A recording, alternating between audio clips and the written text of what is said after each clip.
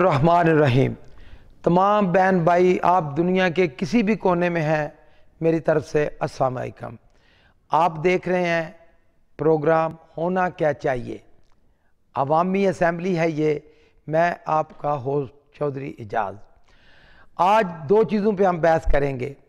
آپ کو جیسے پتہ ہے یہ ہمارا جو ولاگ ہوتا ہے، جو بھی ویڈیو پیغام ہوتا ہے، یہ تمام دوسرے جو جتنے بھی یوٹیوبر ہیں ان سے مختلف ہوتا ہے۔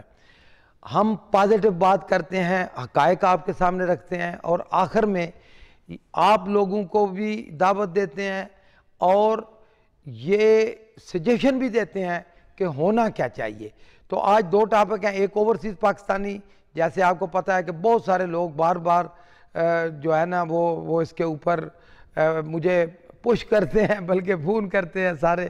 تو میں بھی اس پہ فلی کنونس ہوں کہ یہ محسنین پاکستان ہے۔ تو ایک تو اوورسیز پاکستان، لیکن اس سے پہلے کرونا، وزیر اعظم صاحب نے، حکومت پاکستان نے، گو کہ سندھ حکومت کچھ اپنی 1.5 اینٹ کی مسجد بنانا چاہتی ہے، اور ہر کام میں وہ پرفارمنس ایک ان کے دماغ میں آ گیا ہے کہ یہ کوئی اچھی بات ہے جو ہم فیڈرل گورنمنٹ کے انگینسٹ کوئی بات کریں گے تو لوگ اپریشیٹ کریں گے۔ جو کچھ انہوں نے آج تک کیا اس کا رزلٹ ہمارے سامنے ہے، ساری دنیا کے سامنے ہے کہ جو پالیسیز وزیر اعظم پاکستان نے پہلے دن سے کی وہ بہت بہتر ثابت ہوئیں۔ گو کہ یہ اللہ کے ہاتھ میں ہے، اس میں کسی انسان کا کوئی سپرمین نہیں، سب اللہ تعالیٰ نے کرم کیا ہے۔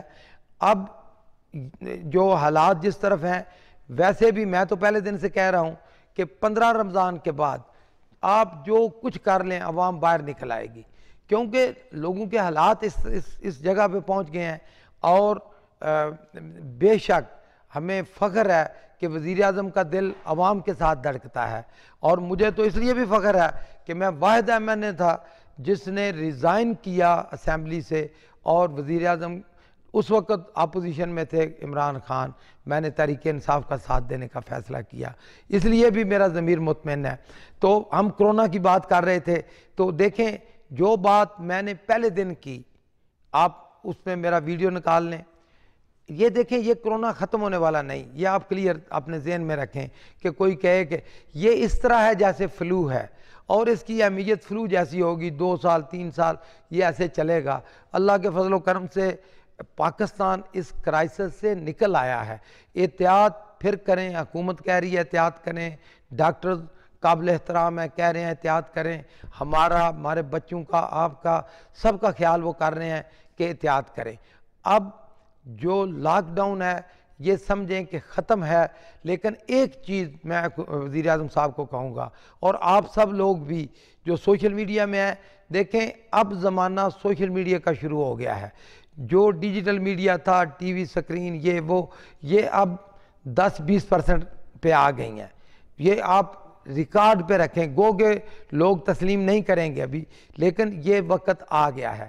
تو آپ لوگ سوشلی سب لوگ مل کے ایک کمپین چلائیں۔ پاکستان میں مہنگائی کیوں ہے؟ اس میں ایک بڑا عنصر ہے شادی ہال۔ یہ جو شادی ہال کا کلچر ہے، آپ صرف اسلام آباد چھوٹا سا شہر ہے، آپ دیکھیں کتنے زیادہ شادی ہال ہیں۔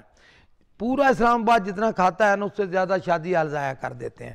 جب سے شادی ہال پہ پابندی ہوئی ہے مہنگائی ایک دم نیچے آ گئی ہے، نہیں تو پہلا رمضان دیکھیں اور یہ رمضان دیکھیں کہ کیا حال ہوتا تھا۔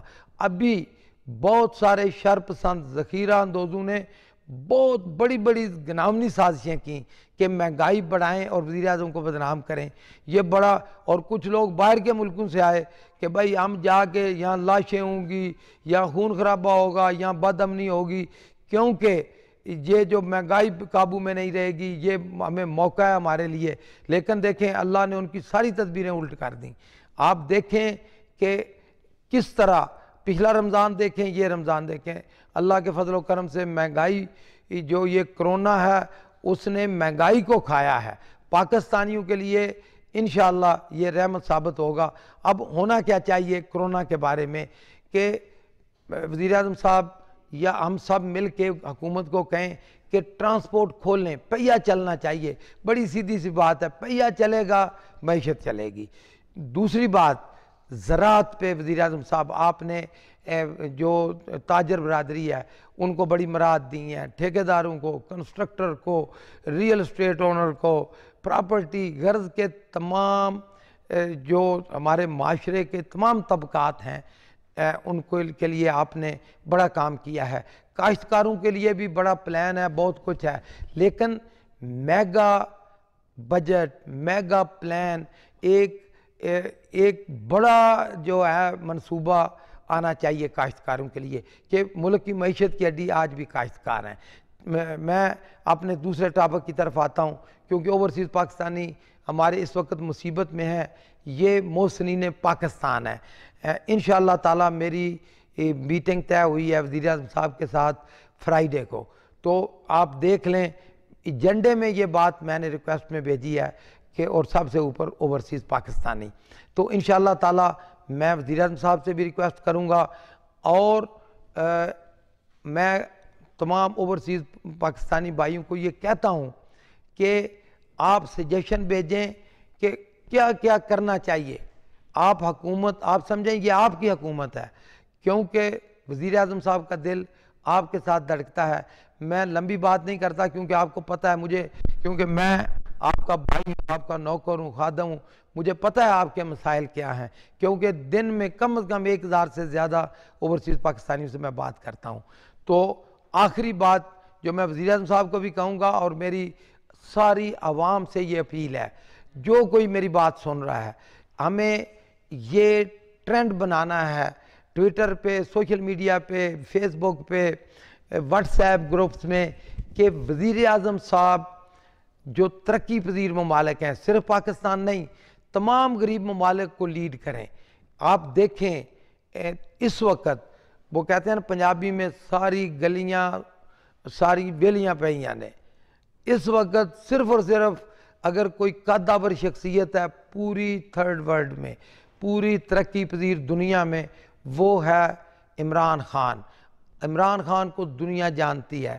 آپ وزیر اعظم صاحب اگر ترقی پذیر ممالک کو لیڈ کریں، یقین کریں کہ اللہ تعالیٰ آپ کو کامیابی دے گا۔